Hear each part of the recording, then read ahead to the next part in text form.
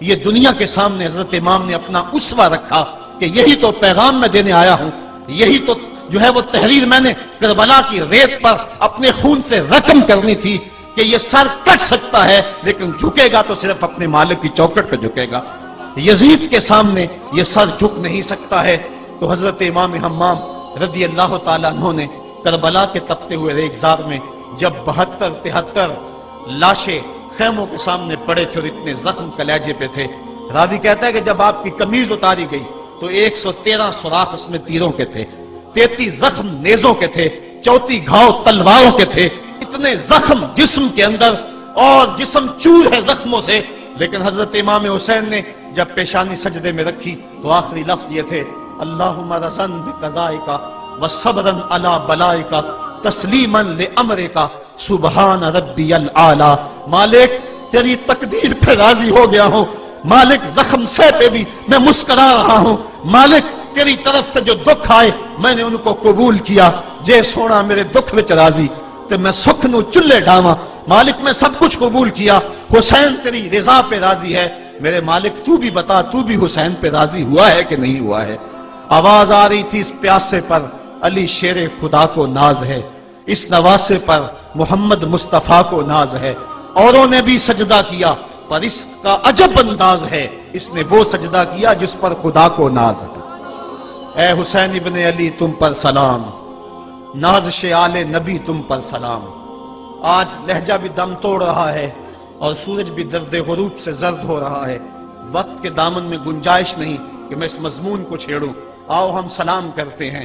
یہ سورج سامنے چمک رہا ہے، میں یہاں بیٹھا سوچ رہا تھا کہ ہم نے تو نہیں دیکھا، اے سورج دوپہر کا وہ منظر تم نے تو دیکھا تھا جب کربلا میں حسین کا سر کٹا تھا، جب گھر لٹا تھا، جب خیموں کو آگ لگی تھی، جب سکینہ رو رہی تھی اور جب گھوڑا خالی پلٹا تھا اور سکینہ پوچھتی تھی گھوڑے تو خالی آ گیا ہے، حسین کہاں چھوڑ آیا ہے۔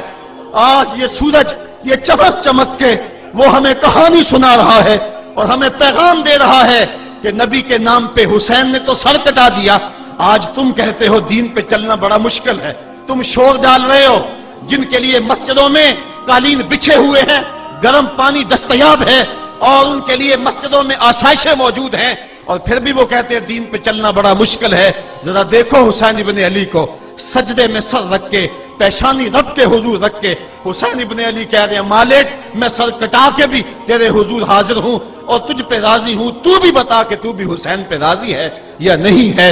اے حسین ابن علی تم پر سلام، نازش آل نبی تم پر سلام، تم پہ لاکھوں رحمتیں لاکھوں سلام، اے شہیدان محبت کے امام، لالا گوں لالا بدن لالا چمن، اے چمن اندر چمن اندر چمن، زندگی ہی زندگی تیری حیات، اے حیات اندر حیات اندر حیات، افتخار ملت بیضا ہے تو، رب کعبہ کی قسم یکتا ہے تو، فخر کا دل میں دریچہ باز کرنا چاہیے، جن کا تو آقا ہے ان کو ناز کرنا چاہیے۔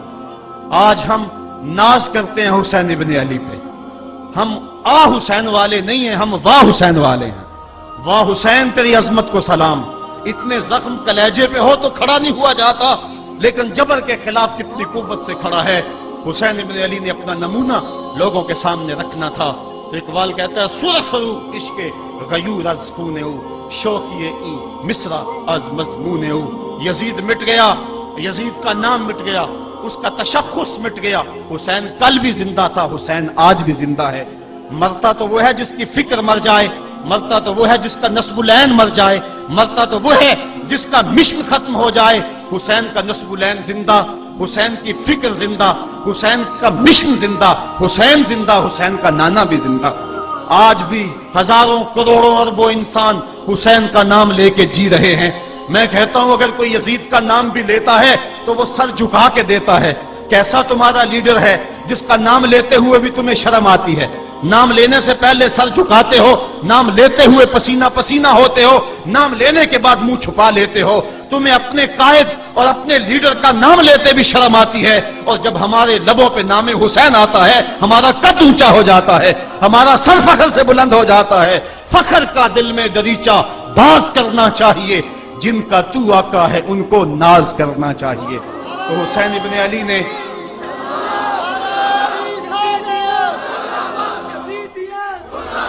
کسی نے کہا تھا کہ یہ دو شہزادوں کی جنگ تھی، تو کسی نے بڑا خوبصورت جواب دیا.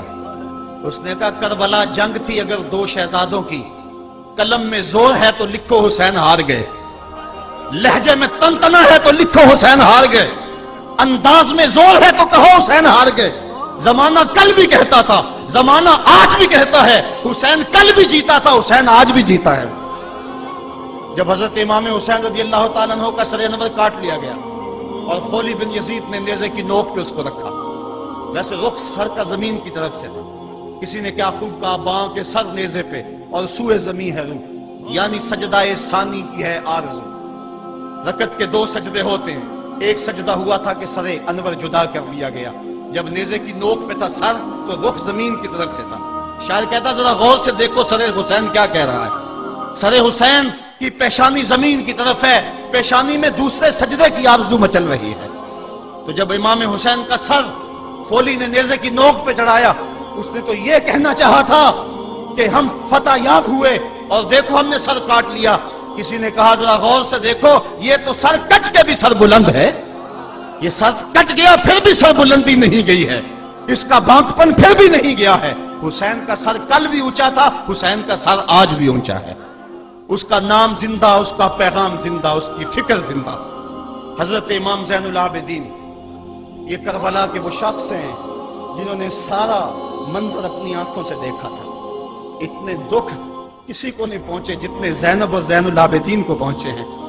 سب منظر کھلی آنکھوں سے دیکھا. 14 سال کی عمر ہے، بیمار ہیں، تاریخ بتاتی ہے اس کے بعد ساری زندگی حضرت زین العابدین نے ٹھنڈا پانی نہیں پیا. جب پانی پینے لگتے تڑپنے لگتے، کہتے مجھے سکینہ کی پیاس یاد آتی ہے، مجھے علی اصغر کا تڑپنا یاد آتا ہے. ساری زندگی پھر ٹھنڈا پانی نہیں پیا. حضرت امام زین العابدین نے یہ سارا منظر کھلی آنکھوں کے ساتھ دیکھا تھا. اور پھر آپ نے دمشق کے بازاروں میں بھی اور کوفے کی گلیوں کے اندر بھی سروں کا یہ قافلہ اپنی قیادت کے اندر جو ہے وہ گزارا تھا. جب یزید کے دربار کے اندر حضرت امام زین العابدین پہنچے تو یزید نے پہلے تو جو ہے وہ دکھ کا اظہار کیا. بعض لوگ یہاں سے یزید کی بریت کا اعلان کرتے ہیں. یہاں کسی نے بڑی خوبصورت بات کہی کہ قاتل کی پشیمانی مقتول کی اہمیت کو تو بڑھا سکتی ہے لیکن اس کے دامن سے قتل کے داغ کو نہیں دھو سکتی. تو اس نے یہ سب کچھ کیا، یہ بس اس کے ٹسلے تھے جو وہ بہانے لگا. لیکن بعد میں اس نے حضرت امام حسین رضی اللہ تعالی عنہ کے دانتوں کے اوپر جو ہے وہ چھڑی مارنا شروع کر دی. تو حضرت ابو برزہ اسلمی صحابی رسول وہاں موجود تھے، وہ کھڑے ہو گئے، اٹھ کے بدن کانپتا ہے ان کا، کہنے لگے ظالم ارفع قدیبہ کا، یہاں اپنی چھڑی ہٹا لے. میں نے اپنی ان آنکھوں سے دیکھا ہے کہ کان رسول اللہ صلی اللہ علیہ وسلم یلسمہ، حضور نے ان ہونٹوں کو خود چوما ہے. تو یہ کہہ کہ آپ دربار سے نکل گئے اور روتے تھے اور آپ کے بدن پہ کپکی بھی تاری تھی. بعد میں یزید نے کہا حضرت غلطی ہو گئی اور یہ میں نہیں چاہتا تھا، بتائیں آپ کی کوئی شرط ہو. تو آپ نے فرمایا میری 4 باتیں مان لو. ان 4 باتوں میں ایک بات یہ تھی کہ سر حسین اور سر شہیداں ہمارے سپرد کر دو تاکہ ہم کربلا جا کے ان کی تدفین کر سکیں. دوسری یہ تھا کہ ہمیں مدینہ حفاظت سے پہنچا دو. تیسری شرط یہ تھی کہ مجھے جو ہے وہ جمعے کا خطبہ دینے کی اجازت دو آج دمشق جامع مسجد کے اندر. چوتھی بات آپ نے یہ فرمائی کہ قاتلان حسین جو ہے وہ میرے سپرد کرو. اس نے کہا ہاں کون ہے قاتل حسین کا؟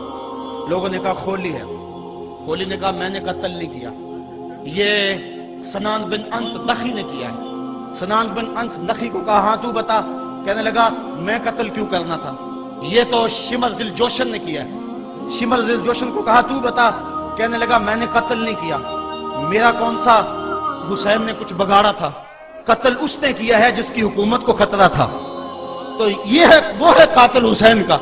اب یزید کہنے لگا تمہاری یہ شرط تو میں پوری نہیں کر سکتا، یہ بات تو پوری نہیں کر سکتا، اب خطبہ دے لو.